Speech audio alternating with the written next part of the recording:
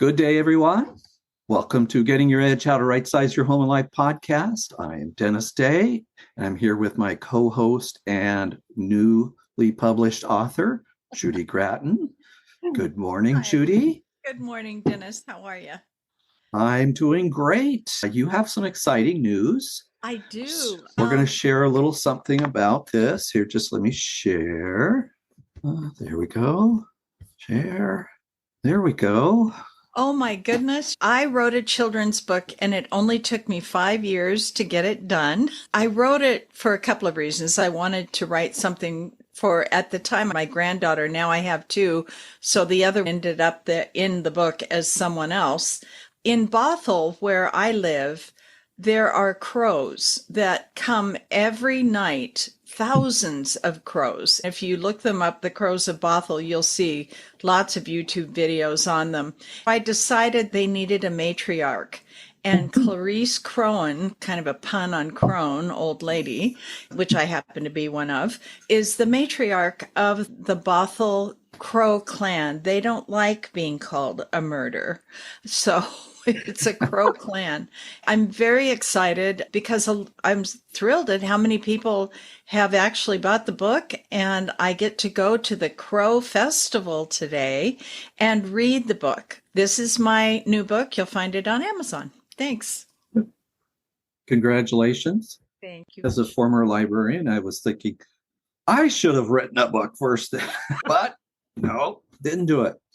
So anyways, today we're really excited because we have a special guest.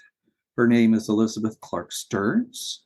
She is a counselor and therapist and author from the North Seattle area.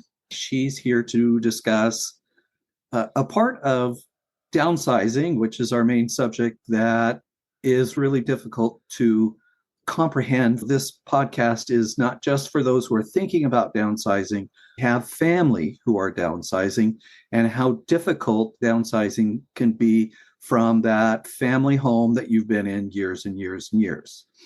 So let's get started. Elizabeth Clark Stearns, just introduce yourself and tell us who you are and what you do. Well, hello.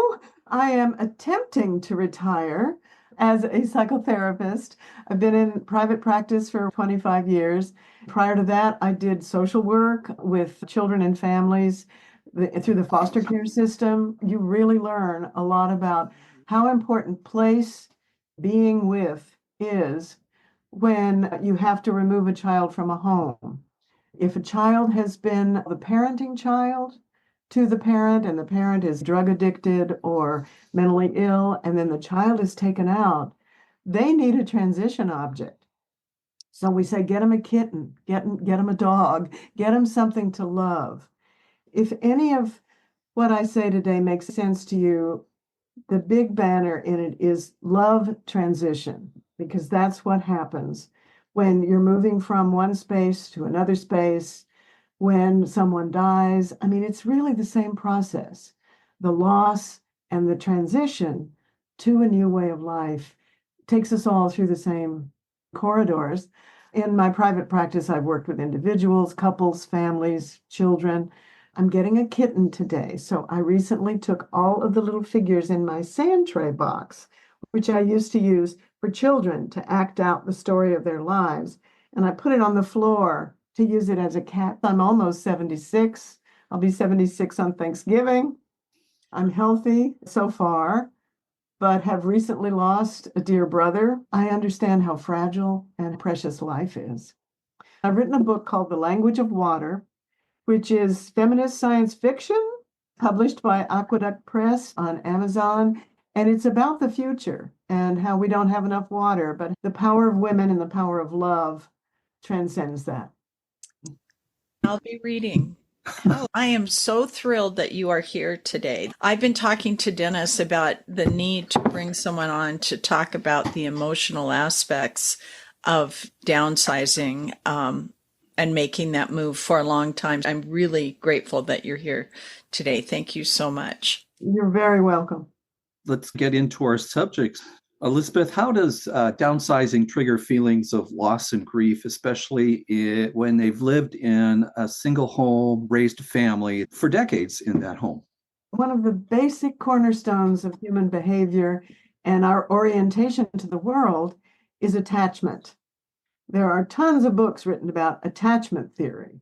That applies not only to holding your baby when the baby is born and the baby becomes attached to you, it also applies to everything in your surroundings, to physically being able to walk through that same door and seeing your children and grandchildren. I'm choking up because I'm remembering in the other room, right outside the kitchen of our house, in pencil on the door, is all of the stages of growth of our granddaughter, going all the way from the time she could barely toddle through the door. And now she's 5'8", towers above us all. She says, "I'm the tallest woman in the family, Nana." And so she is. And when I think of leaving this home, the first thing I want to do is grab a hammer and take that off the door and take it with me because it's so sacred and so precious. So there are little corners of every place in a home that represent life lived and hopefully life lived joyously. The idea of pulling up stakes, literally, of donating, giving away, or sending away possessions and cornerstones of your life really is a deep loss.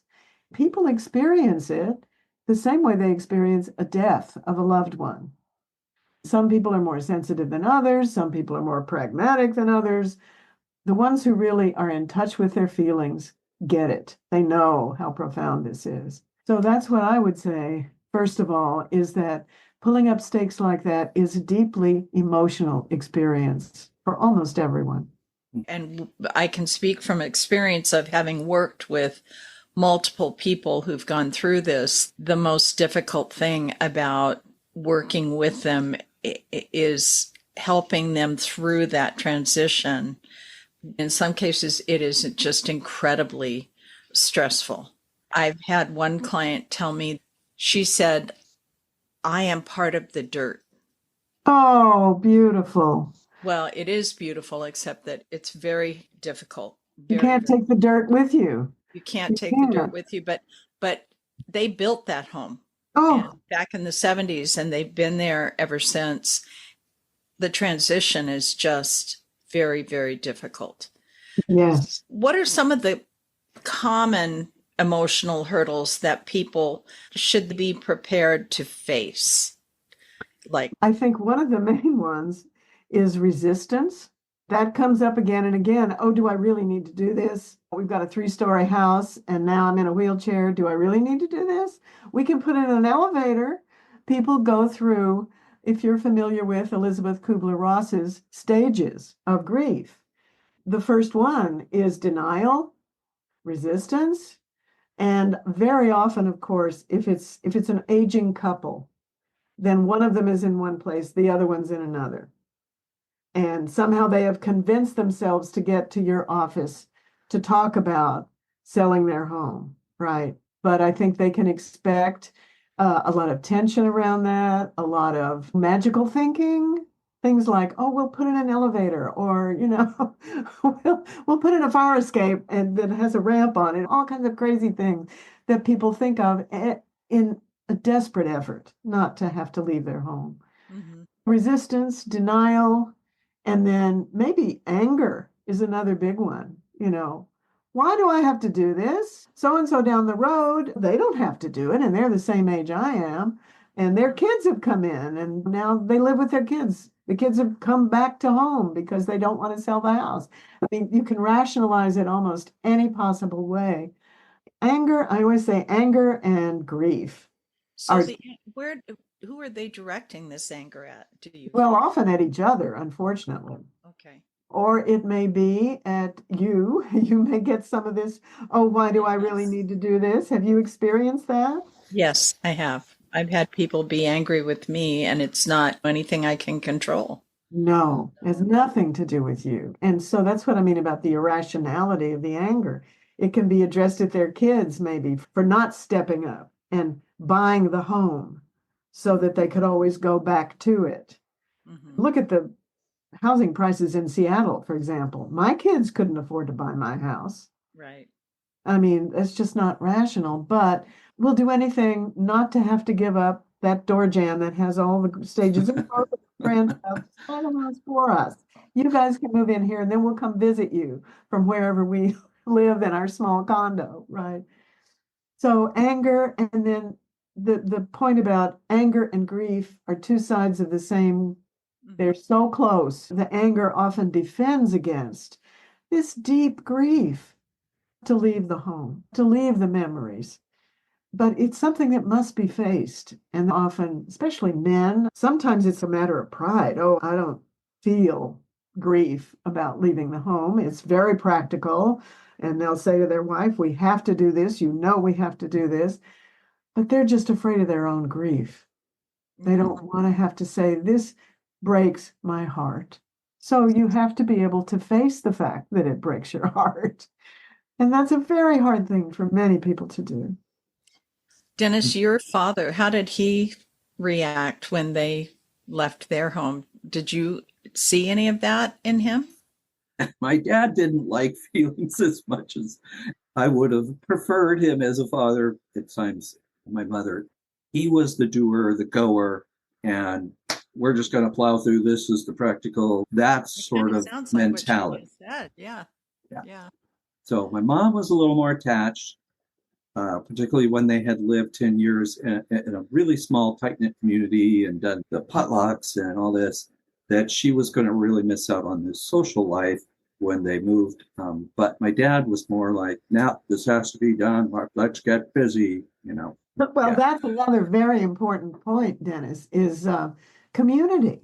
I mean, often it's not just the house, especially if the kids grew up there and you all went to school functions together and got to know the neighbors. Everybody got together, raised their kids together, were in and out of each other's houses. It's the neighborhood Mm-hmm. that is such a loss. Oh my goodness, that's another very big one. Mm-hmm. Where's Yeah. the local pharmacy, the grocery store, the Yes. clerks that you know there, the shortcuts you know how to take if you're driving, those sorts of things. All of those come into play. It's funny because when I left the first house we owned, we were in for about 5 years. We moved in when my daughter was 2, and she's now 39. We were only in it for like 4 or 5 years, but when I left, I cried. We were still leaving behind, and I was much younger than I am now.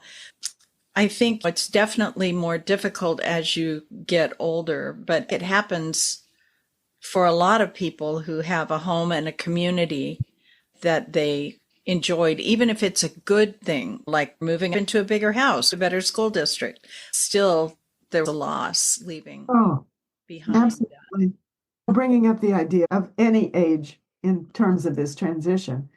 If you're an older couple and you're moving because it's just too hard to manage in 2 or 3 level house, it's too much space and it's harder to get around. Maybe you've taken a couple of falls.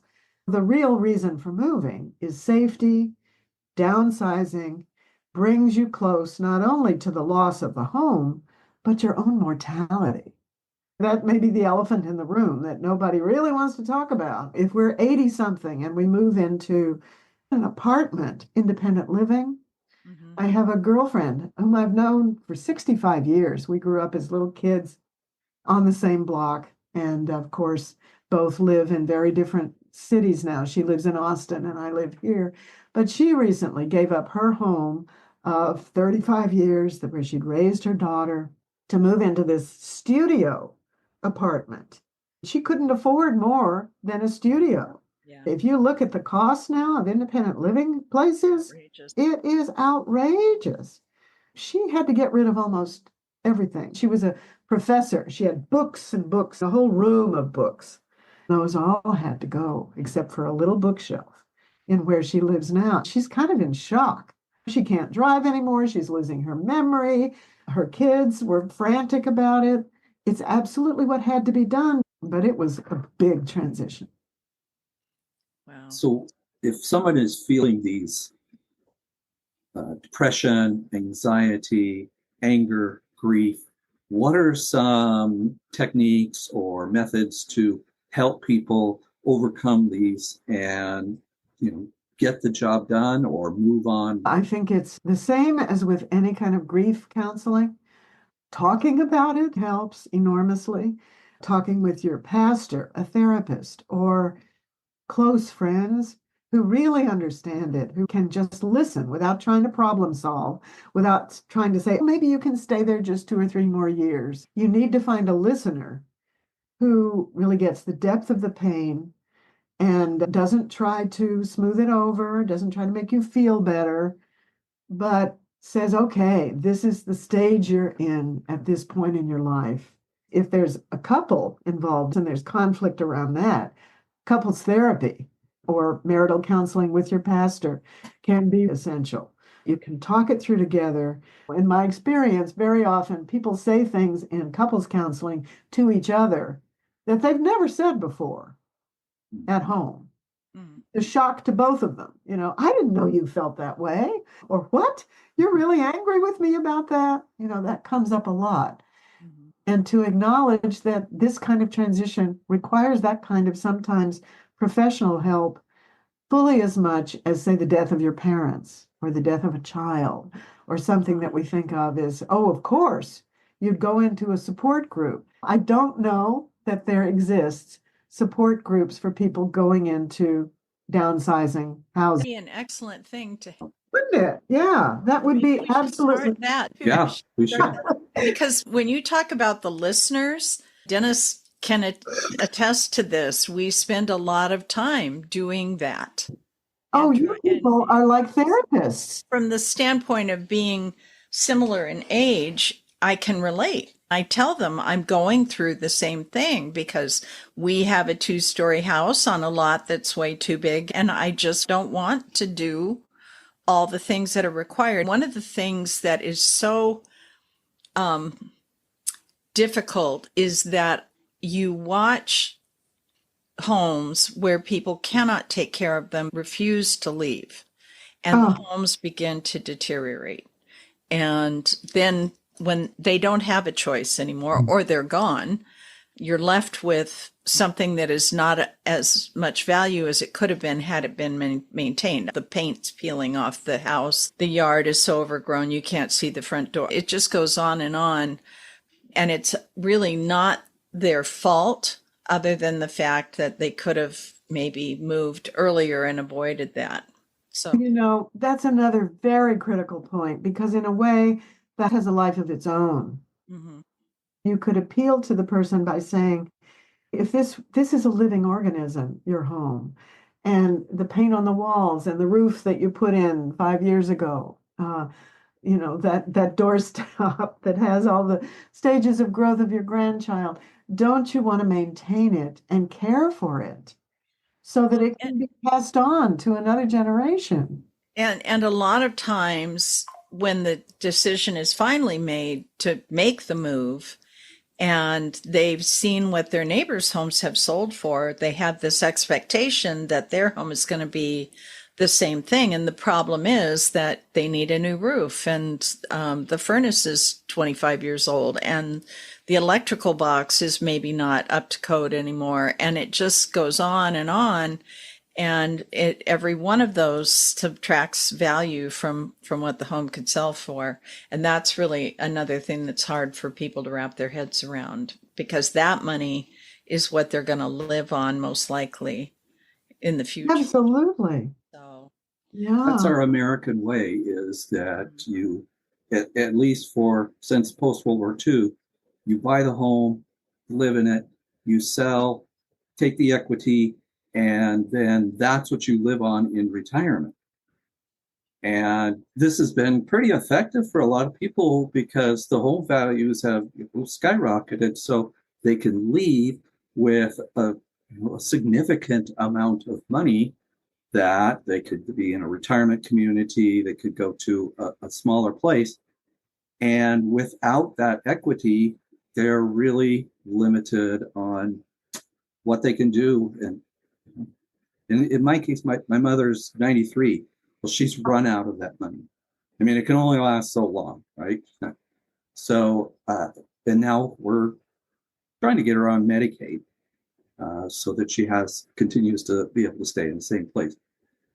But if you let your home go, you're reducing the amount of money you have in that end of life cycle. Mm-hmm. Well, and brings up the whole practical aspect of all of this because there's the emotional, the attachment, and then there's the pragmatics of it. Mm-hmm. And, years ago when I was trying to make a difficult decision, someone said, well, just take a legal pad, and draw a line down the middle and put pro and con. Well, in this case, you might put practical on one side and attachment or emotional or love on the other. Good idea. So you can list all these things you're talking about. We need this. That was my next question is how do you help people differentiate between their emotional attachments to things and what's practical, what to be done no matter what. You can't keep all those books that you have. Yes, right. Well, exactly what you just said, that, on the reality side would be, for example, in my friend's case, she's too distracted to drive. It's dangerous to drive. She keeps falling. She wouldn't say this, but she is, her short-term memory is horrible. So, she forgets things. When I visit her, I end up saying, well, you put that in the freezer, it really belongs in the stove. And, and, she just can't manage the day to day. And those would actually be on the practical side. Yeah. They would be on the let's face reality side and the cost. And she lives in Austin, so she just sold this huge home for $400,000. That home in almost any neighborhood in Seattle would go for over $1 million. Yeah. So, you have across the country, you have different realities of pricing and all of that. And how long is that money going to last? Mm-hmm. And then on the other side, you have all those books, all those cherished memories, the canopy bed that is still in the little child's room, even though her daughter's in her 30s. You have all the attachment things. And to be able not to demonize your feelings. I think that's so important to be able to say, it matters. It matters to me, and it's about love. It's about the great love that I had for my daughter, that I still have the canopy bed in there because I love going in there, just to look at it and to remember it. And at the same time, it's a both and, which I think is actually really a marker of aging, is to be able to face the paradox of life.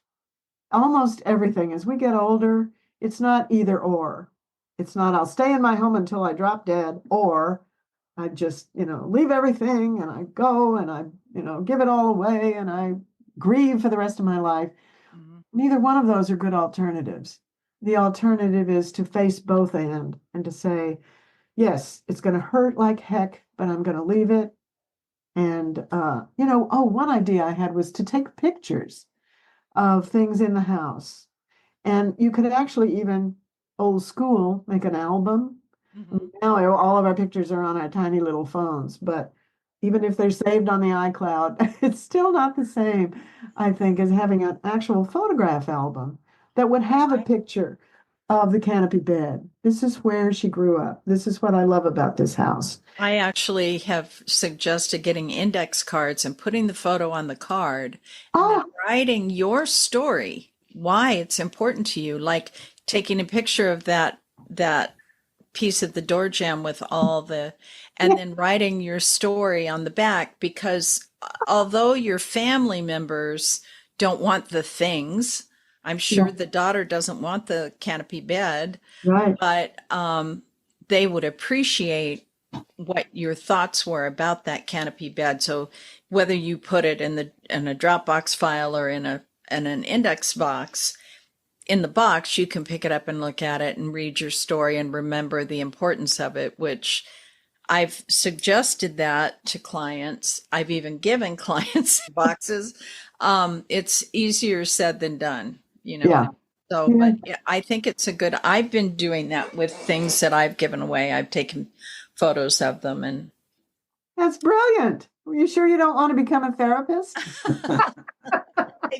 I think we might be a little bit here. Well, I once years ago, I had a client who was a hairstylist. Uh-huh. And she would talk about when I get people in my chair, and then they would tell her their whole life stories. Well, how is that so different? Oh, in fact, I have a friend who was a psychologist for a while, and he said, no, I think I can do better help for people by selling them houses and Uh-huh. became a real estate agent and loved his work because Yeah. I think they're so similar. You It's know, such an emotion. It doesn't matter how old they are. It's every day in real estate's a new day. You don't know what you're going to be coming up against, yes, but the emotions that get involved in commercial real estate is a different beast. I don't do it. It's all yeah, analytical, and at least that's been my experience. So, sure. but residential is very emotional. Yeah, of course. No, that's a wonderful idea. Anything that, they talk about how a teddy bear for a child is a transitional object, right? That a child, say, who's in a divorced home goes back and forth. My daughter had a Big Bird doll that she Ah, grabbed onto the neck of that thing, and the neck got so thin you could barely the threads, but she would take Big Bird with her back and forth. Well, this is the same concept. Whatever, like for example, if you had a big yard and you had beautiful plants in the yard, well, even if you move into a condominium that doesn't even have a deck, you can have a windowsill where you can plant something that reminds you of home. mm-hmm, Bring the rose with you, mm-hmm. even if it's miniature roses that you get at the QFC, but they're the same color. And when you water them and smell them, you can go, I'm still home, you know. And on a profound level, one of the things that this can inspire in people going through this kind of a loss, it's the same as going through any death. It kind of brings you to the dark night of the soul in yourself, but Yes. it can help you if you use it in the right way, and you can journal about it, as you say, write stories about it, write your feelings, do art about it. It can bring you to a place where you realize that home is deep inside of you, Mm-hmm. and that in a way, everything in the environment around you was a projection of that love, that attention, but that even in death, you take it with you.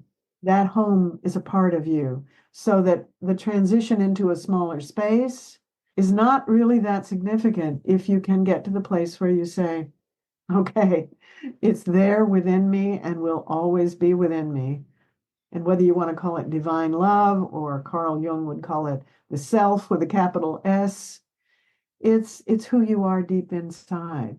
And Mm-hmm. helping to transition like this and to let go. Anytime you let go of things in your external life, whether it's a loved one who died or a beautiful home that you tended and cared for all those years, the act of letting go brings you to what you will never let go of, Mm-hmm. which is your own deep self. I like that. I really like that idea. Well, we're getting deep into emotions here. How can the downsizing impact a person's identity, especially if they associate the home to family, stability, history, and a sense of self? Well, that's a great question and a good follow through to what I just said, because that's about the death of the ego. And we all have one and we all need one to survive in the world, to thrive, to say, here I am, I'm Elizabeth Clark Stern, and I've done all this stuff and I've made all this money and I've published this book. But in the end, again, it's a part of saying, what is my identity? Who am I really? Am I the person who has created all these things and done all these things? Yes, that's good. That's good, and I can be proud of that. Can I move to a new place in my life where I can let go of the need to identify with who I am, what I look like, what I've done, and Mm-hmm. instead identify with the great deep love that I have inside myself, Mm-hmm. the capacity I have to connect, to attach, to give, to be with.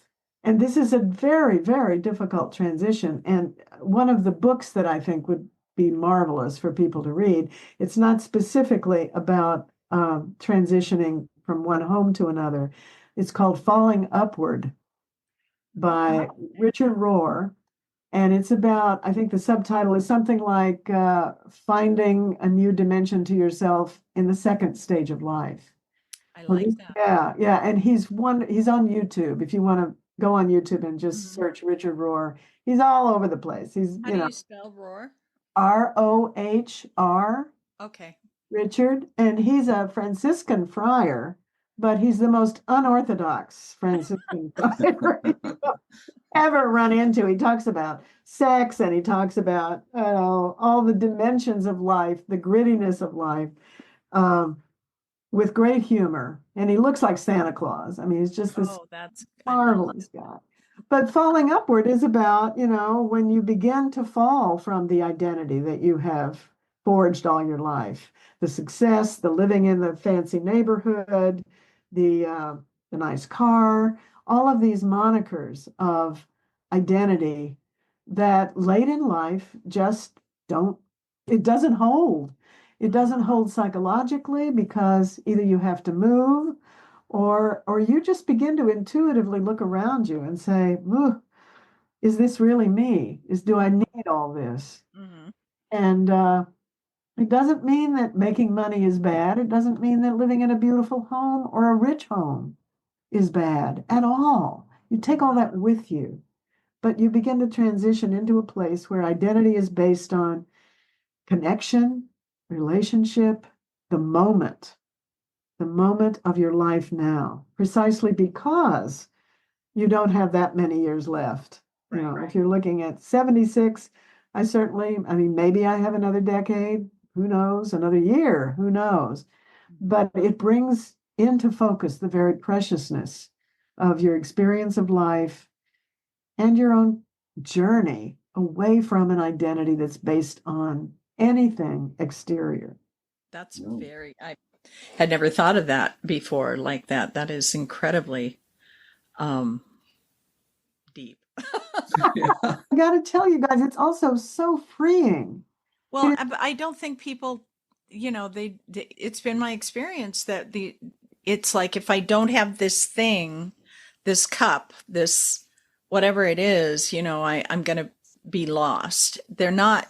Most people don't spend their lifetime looking inside and they're looking outside. And so that transition from one to the other, I think has got to be, if you haven't done it, it's got to be kind of difficult. So it's very difficult, but if you can, it's like people who have nightmares, for example. I do a lot of work with dreams, because dreams are an incredible landscape for understanding where you are in life. And sometimes the most horrible nightmares are about Psyche, your spirit, your dream maker, shaking you and saying, wake up, wake up. If there's a wolf coming in the door, what is it in your life you need to turn and face and confront? And in my experience, people dream about houses a lot. They do. I do, but I always tack that one up because that's what I do for a living. Well, maybe. I mean, dreams, exist on so many levels, but I dream of my grandmother's house. In dreams, the house symbolizes yourself. That is you, your house. So if you dream of your grandmother's house, I think that's where my sense of myself was born when I was a little girl. Somehow I attach it to grandma's house, even more than the house I grew up in with my family, just because she was so loving and it was so different and it was so strange and wonderful. But dreaming about houses, especially if you have to leave one, can be another way that you can say, wow, what love lived here? How do I take this love that was in every corner of this house and put it inside of me so that I take it not only to the new house, the downsized house, but take it out in the world, take it to my children, my grandchildren, the plants that I plant and put on the windowsill. Those are the questions I think that could be transformative for people. Now, speaking of children, one of the major conflicts that we run into when people are downsizing is many of their children, either they want to be totally involved and tell their parents how they're going to do things, or they don't want to be involved at all, or they're frustrated with their parents because they won't let things go. And it causes tension and anxiety and oftentimes conflict. What would you say to the children? What would you say to the brother or the sister or anyone who's trying to assist someone in this transition? Because I know they don't think about it. Wow, that's a tough one. That is very tough. And I'm just dealing with this the other day with someone.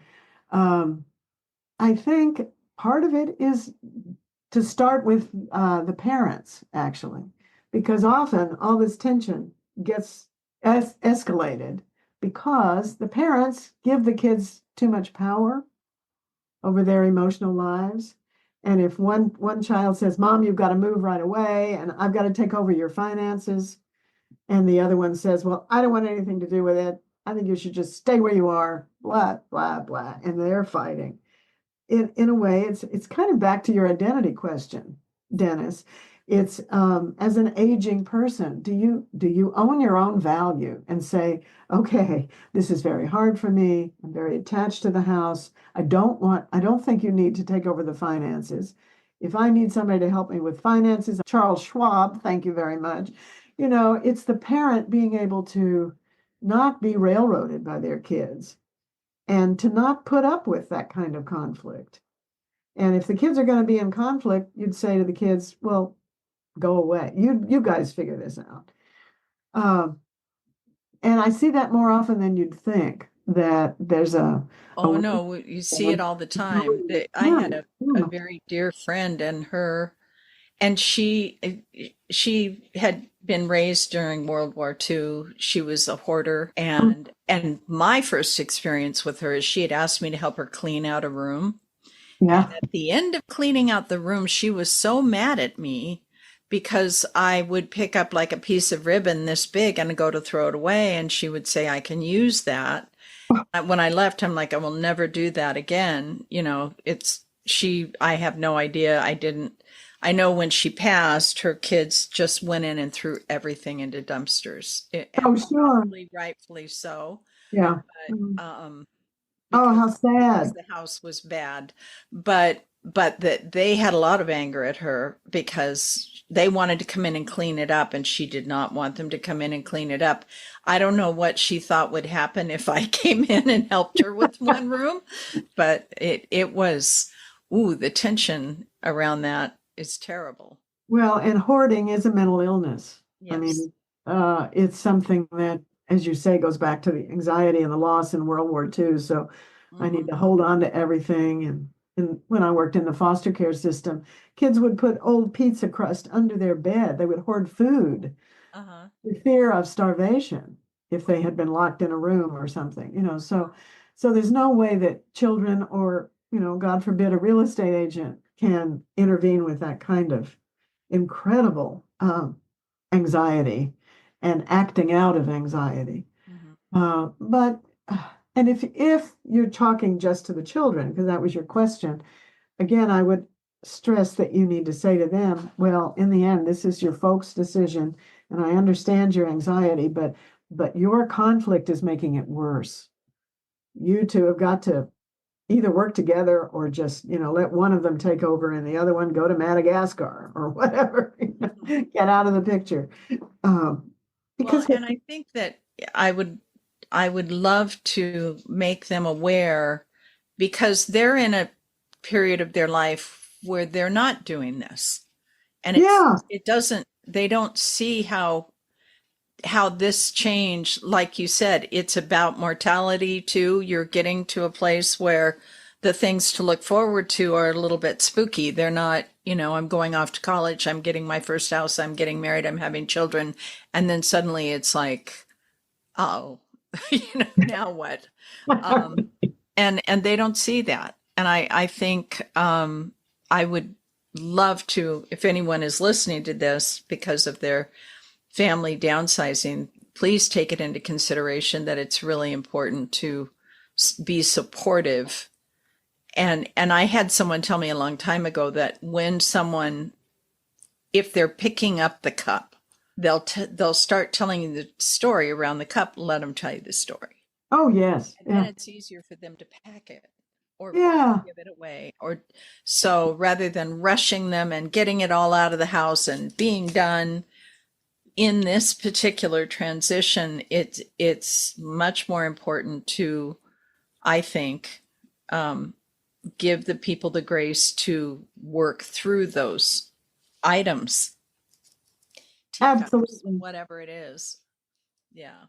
Yeah, that's back to the attachment. How significant and how strong that attachment is to the cup. Mm-hmm. Yes. To whatever it is.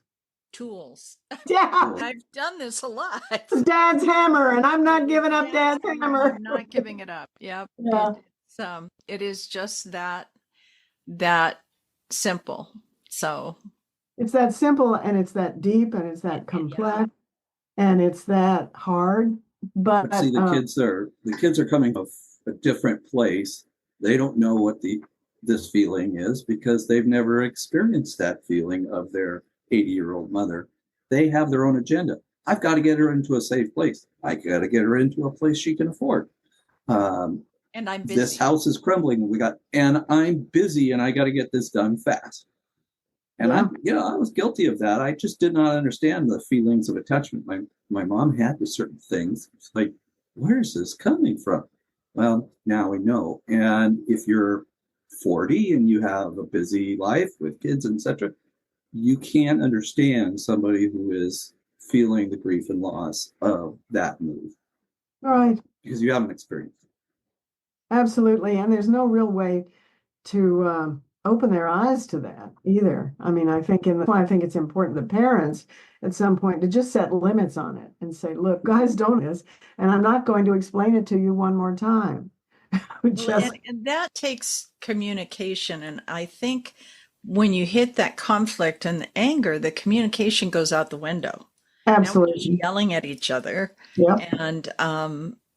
And sometimes it takes strength on the part of the parent to step up and say that from people who didn't have that strength to begin with. It's difficult. This is such an emotional issue. That's why I said I'm so grateful that you're here. Dennis has a story. I don't know if he ever told you. It's one of my favorites about his mom's pie plate. Oh, no. Can you go with that again for us? Sure. I mean, we were moving her from independent living to assisted living. You can't have a stove in assisted living. You can have a microwave, but you can't have a stove or oven for safety. Apparently, it's a rule. And she was holding on to these pie pans. They were, $12 pie pans, glass that you could get at Fred Meyer. Who said it was so hard. Didn't understand it. I do now. I totally get it. That this was not just giving up a couple of glass pie pans. It was giving up the lemon meringue pie she made for my father at his birthday, or the pie, the strawberry rhubarb pie that came after picking strawberries out in the field, or the Christmas pumpkin pie. She was giving all that up. And she hadn't done any pie for years and years and years, but it didn't matter. It was tough. And it was hard to understand because I was not in her place. And I think that is a perfect example of what we're talking about here. Did you let her take the pie pans with her? I didn't. Such a bad son. No, you're not a bad son. She did give them up. And it was, I made things like, well, okay, Mom, you can come over to my house and make pie or something. But no, we kind of, I'm sorry, I don't know if I was just mean or obstinate, but you can't take them. You don't have room. She's going from, 600 square feet, 2-bedroom place to under 300. And she won't be able to use them. So I feel Well, bad about that time. I'm impressed with how much you've grown and that you now say, now I get it. Now I Oh my understand. God. Do And you here's an think that? example. I was talking about my friend who recently moved, who had the daughter with the canopy bed. Well, she took a baby dish that was, what her daughter ate out of, and she brought it to the new place, but she put dirt in it and planted nasturtiums in Oh, it and put it in the windowsill. So if there's a way that the pie pans, for example, could have been repurposed Yeah. and have, dirt from the old house put into it, you sprinkle it with little seeds or something. That's a way that can have a magical, almost alchemical transitional aspect to what you're doing. Well, is there a way to help adult children who have an agenda, who are busy, who don't have the emotional feelings, to help them understand what their parent is going through? Well, I would recommend family counseling. I would say, look, you guys don't get it. And, I'm a real estate agent and you need professional guidance. I'm No, not sure I'd say I that, don't know, Elizabeth. They won't get that job if we tell them they need professional. to find somebody else. Right. Well, seriously, because I mean, you can try to give them the pie pan story. I think that's a great example Yeah. of trying to help them understand how profound this is for their parents and how their resistance and their practicality. I mean, show them the two. Okay, here's all the practical stuff, and here's what mom is going through. Mhm. She's going through grief and loss and anger and bargaining and all of the Kubler-Ross stages of grief. That's where mom is. I mean, you can really help by explaining what we're talking about today. And if they still get resistant, then say maybe, your pastor or a family counselor, someone who could help you really see it from your parents' point of view and how understanding that will make it easier for everybody because nobody needs all this conflict. Yeah, I Right. think it the doesn't help. kids begin to look at the parents as fragile, as children, and that they have to take care of. Yeah. And I mean, I at one point my daughter started referring to my husband and I as her little parents. And I'm like, I can show you how little I am here and just any don't do that, you know. And so I see that a lot Yeah. between parents and children, especially as parents get older. So, And they're not wrong. I mean, that's the thing. The kids are not wrong to look at the parents, and we are getting more fragile as we get older. mhm. And we do have falls, and we do have lapses of memory, and we do screw up on the technology because we've never understood it in the first place. And so, but I think, again, just encouraging empathy. And I don't know that it would help to say, you're going to be there one day, God willing. You'll live to be 80 and you'll Mhm. experience what this is like. That probably wouldn't help. But No, because I they think won't I get think it it's until just they're, part of it's just like, what you guys have to deal with is the reality of hard all this is. It all falls to you to try to enlighten people. Well, we've talked a lot about this in previous shows that planning ahead, having the if you're a senior, talking with your family about what you want before it has to happen. In my case, and so many cases, all this happens at a crisis point Yeah. when mom falls and has to move, Yeah. or the house is so bad they can't get around. Instead of reacting, that you have a plan, and then the person who has to move has some sense of control. Tough to do. I mean, because I don't know. Maybe it's American. Maybe it's just human nature. We don't plan ahead as much. We're not proactive. We're reactive. mhm. So I think that's very critical, very important point.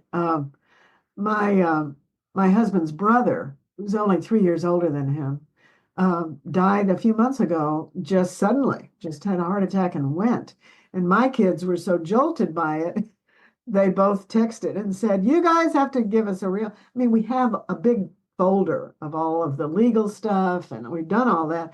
They said, "No, no, no, you got to tell us exactly where you want the ashes. Do you want us to, compost you, or do you want us to?" Yeah. They got real specific because it frightened them, the fact that he could go so quickly. One of us could go so quickly.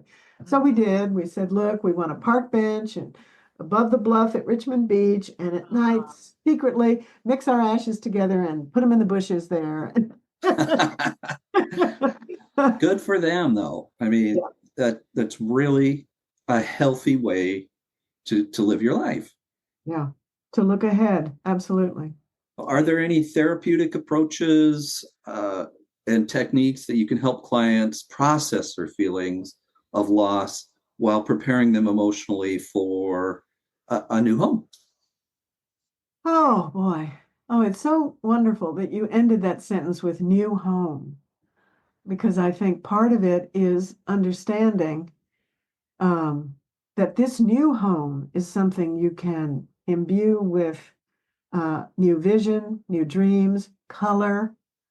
The more detail that they take in, okay, that was that way in the old house, but I didn't really like the way the window shades were in the back bedroom. So the details of how I will make this so special for myself and my husband, say it's the couple, really almost like you're decorating a doll's house and your child, opening up your imagination, seeing the positive aspects of the fact that you won't have to climb the stairs to do the laundry or whatever it is, emphasizing those kinds of positive aspects. And at the same time, talking about writing a journal, maybe what you're talking about with the stories, writing stories, taking pictures, thinking about what do I want to remember about the house and how can I preserve that in a way that is small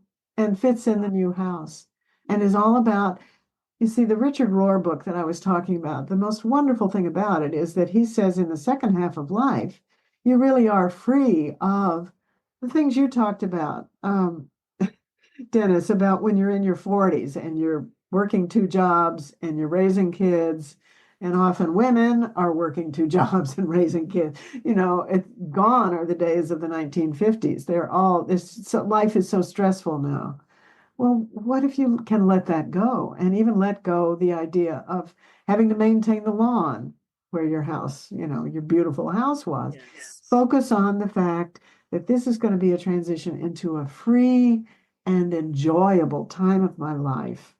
And how do I consciously invite that and create that and take that art class that I never had the time to take? And if you miss your neighborhood friends, invite them to join a yoga class with you so you see them once a week.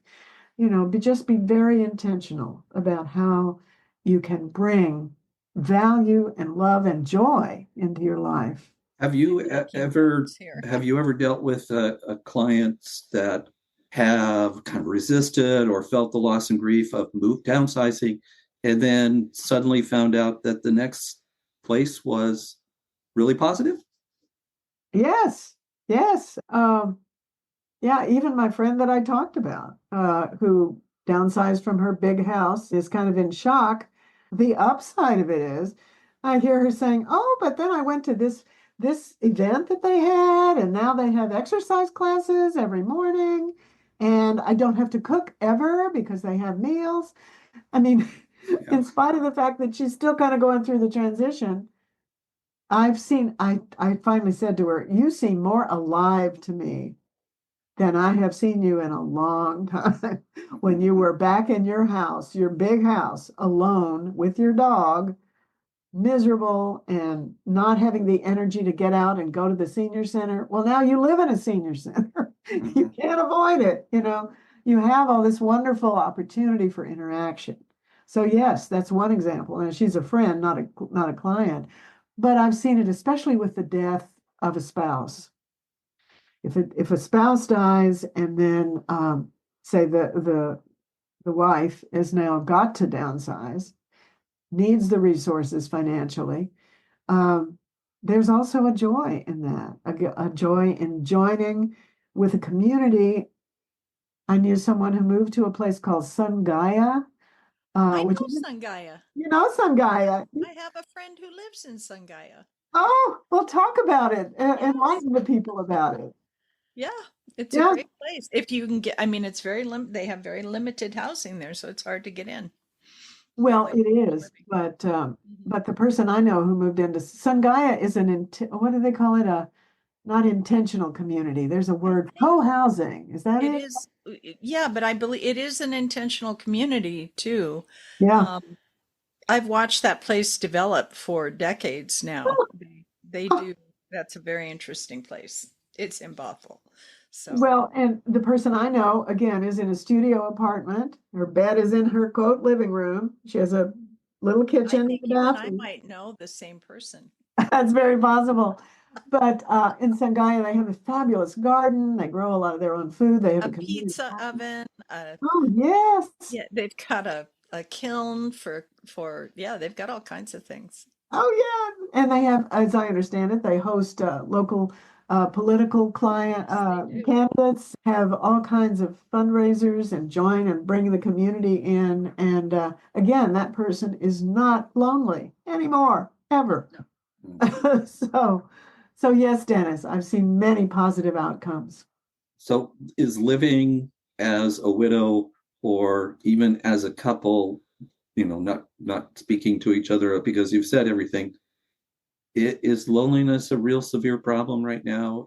Oh, it's an epidemic. I think it's absolutely an epidemic. And I think there are all these articles, New York Times and all these other places and statistics and um, a terrible problem. COVID did not help that. Oh, the pandemic. Oh my goodness. That was, yeah, that made it all much more obvious and much worse. And technology has not helped at all. Absolutely. Absolutely. Even though I think one of the good things about the pandemic was Zoom. We are. Yeah. And I do a group, another thing I would highly recommend. I facilitate a group at St. Mark's, which is an Episcopal cathedral downtown in Yep. Capitol Hill in Seattle. And we have a group called the Third Actors, meaning we're in the third act of our lives. Mm. And we have in-person potlucks, but we also meet on Zoom every month. And I think there's 60 something members on the Zoom call. And third act, we all talk about aging. And it's a support group. It's ways for people to bring up all their fears and anxieties. All of them are talking about this. And the widows, especially, or the widowers, there's some men who are just extraordinarily lonely. But they meet at the potlucks, they talk. I'm hoping secretly that there'll be some romances that bloom out of this. So Is this a new can group? people join, or did they have to be members of St. Mark's? Well, I think I don't think they have to be members, and I know one person who's a member of a different church. How would they find information on this? Just go on the St. Mark's website, Okay. um, or they could email me at ecstern@yahoo.com because I'm a facilitator, Okay. and I'll put them on the email list and invite them in. Okay. Very good. But I would hope there are groups like this in community centers, um, in local churches. I haven't done an extensive search of it, but community, I think is Mhm. so much about what's important and giving back in the way that you can. I mean, one of the things I recently did that I stumbled onto that I thought I would never do something like this, but in retirement, having only a few clients left, I joined a group through St. Mark's, although it's not directly attached to St. Mark's, called Operation Night Watch. And a priest and a strapping young man and I, the three of us, go out in the evenings up and down the street on Broadway, and we have bags of water and we talk to the homeless, the people who have Wow. chosen to live their lives on the street. Most of them are drug addicted or mentally ill or both. Um, and I was so nervous. I thought, oh, this is not something I should be doing. And my kids would be freaked out if they knew it. And they'd say, but I got to tell you, the first gentleman that I walked up to was sitting on a bench and he was kind of twitching. And then he looked in my eyes and he said, oh, who are you? You're new out here. And I said, hi, my name's Elizabeth. What's your name? And we shook hands. And it was so moving. And I may never see him again, but I gave him water and socks and treats. And he was so grateful. And any way that you can connect to the world like that. I mean, a lot of people like to work with children. Uh, they go to children's hospital and hold babies, you know. These are all things that counteract loneliness, you know. And you meet other people. I mean, I've met a lot of marvelous people who go out on the streets with me, and we all really love it. And it's strange, I guess, to really love doing something like that. But there are many opportunities out there. It's connection. Yes. It's communication. It's all of those things that Yeah. are lacking right now. So what's in your future, Elizabeth? Your book author? Are there more books or Oh, yeah. retirement to Well, Cabo or something like that? Or I'm in what I call divine flow, if you will. I have been blessed with from my life as a Jungian therapist, and most recently from the work I've done at St. Mark's. I just feel a presence of divine love, and I feel it flowing through me and through all the people around me, whether it's the schizophrenic on the streets or singing in the choir. I'm singing in the choir. And I just want to follow that flow and trust that it will lead me to give and to receive and to be a part. And yes, I've got another book that I've finished, and I don't know if the publisher's going to like it or not. It's about artificial intelligence and and humanity, and but we'll see. And wrote another play, and the group of us that we call ourselves the Shrink Raptors, because we're all therapists who had a life in the arts before we became therapists. So we really enjoy doing plays together. So whatever comes, and this afternoon I'm adopting a kitty. yeah. Oh, good for you. That's wonderful. Well, I thank you so much. This, I think, is probably my very favorite podcast we've done in 2 years. Well, thank you. It was so great to meet you. And Dennis, so good to see you again. You're Yeah. looking very well. Oh, wow. There's some of my books. I forgot. You have a few there. Yeah. The play Out of the Shadows is about the mistress and the wife of Carl Jung and their relationship. And recently, I just got contacted by a woman in London, a filmmaker who wants to make a film of it. And I gave her my blessing. I said, okay, great, write the screenplay. And I guess one of my favorites down at the bottom is Timeless Night, which is a play about Edith Stein and Viktor Frankl, who were both in Auschwitz together. Mm-hmm. And Viktor Frankl wrote Man's Search for Meaning. He's an incredible psychiatrist who survived the Holocaust and went on to create a whole school of psychiatry based on how you can survive in a place like Auschwitz. By saying, my soul is my own. The Nazis can take everything from me, but not my soul.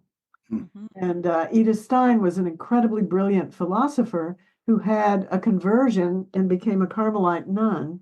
Oh, my. And she wrote an open letter criticizing the Pope for his collusion in deporting Jews from Italy.